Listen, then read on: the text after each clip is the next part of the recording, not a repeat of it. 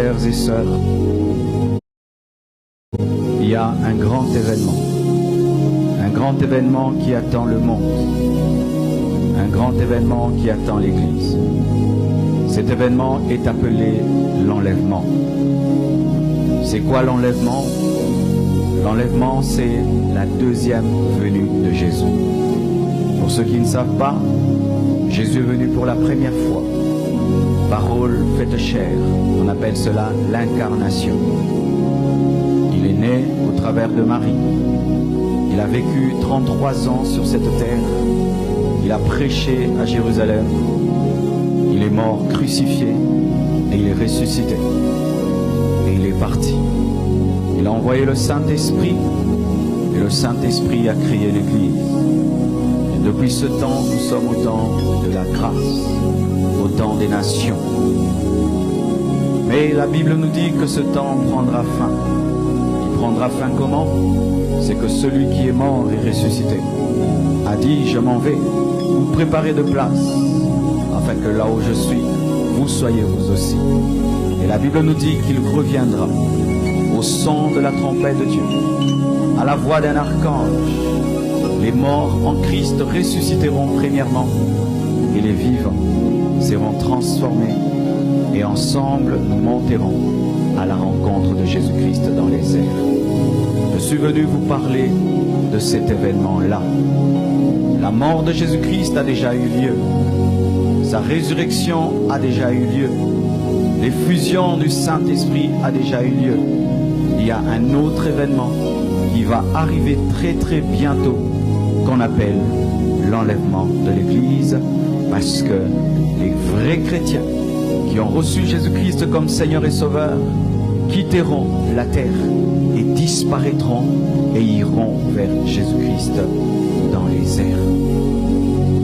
Mes frères et sœurs, pour participer à cet enlèvement, la condition c'est de mourir en Christ et de vivre en Christ. Si tu meurs, tu dois mourir en Christ. Si tu vis, tu dois vivre en Christ. C'est quoi mourir en Christ? C'est quoi vivre en Christ?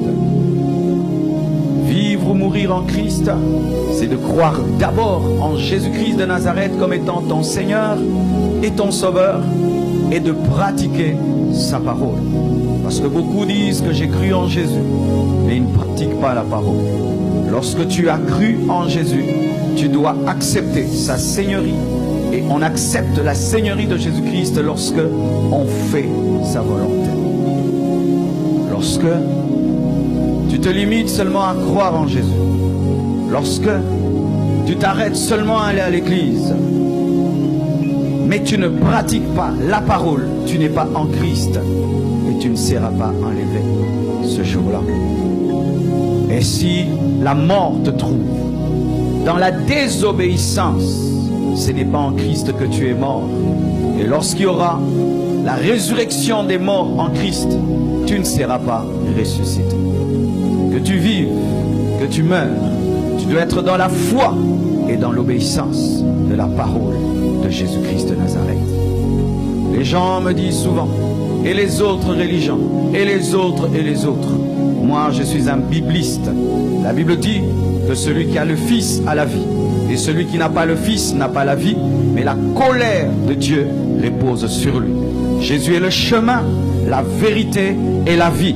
Il n'y a pas deux chemins, il n'y a pas trois chemins, il n'y a qu'un seul chemin, Jésus-Christ de Nazareth.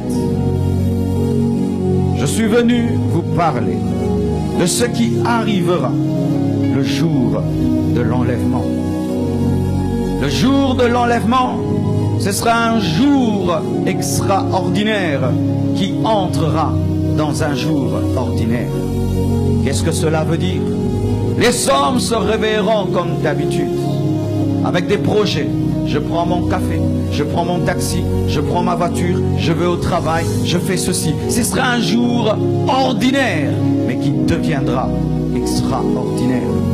Ce sera un jour surnaturel qui s'invitera dans le naturel. Parce que ce jour-là, des morts ressusciteront, des vivants seront transformés et revêtiront des corps glorieux pour aller auprès de Jésus-Christ.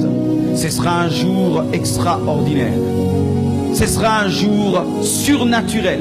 Dans un jour ordinaire et naturel. Ce sera un jour comme tous les autres, mais qui sera inoubliable car il entrera dans les annales de l'humanité. Ce sera un jour inoubliable. Ce sera un jour qui sera gravé dans l'histoire de l'humanité.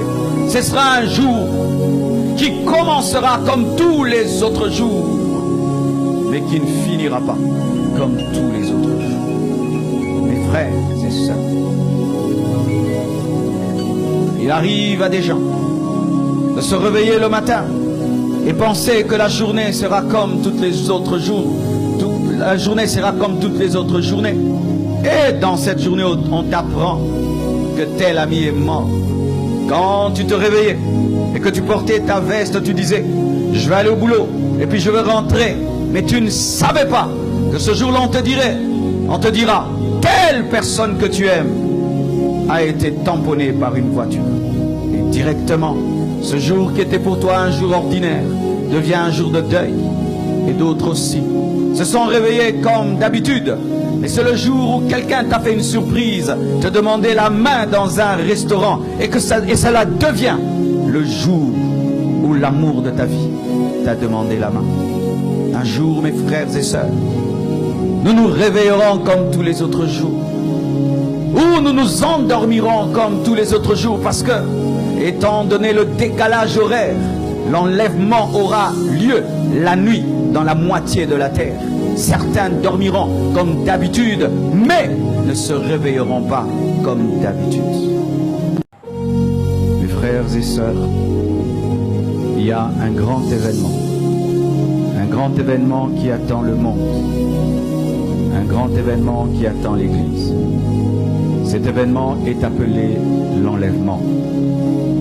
C'est quoi l'enlèvement? L'enlèvement, c'est la deuxième venue de Jésus. Pour ceux qui ne savent pas, Jésus est venu pour la première fois. Parole faite chair, on appelle cela l'incarnation. Il est né au travers de Marie. Il a vécu 33 ans sur cette terre.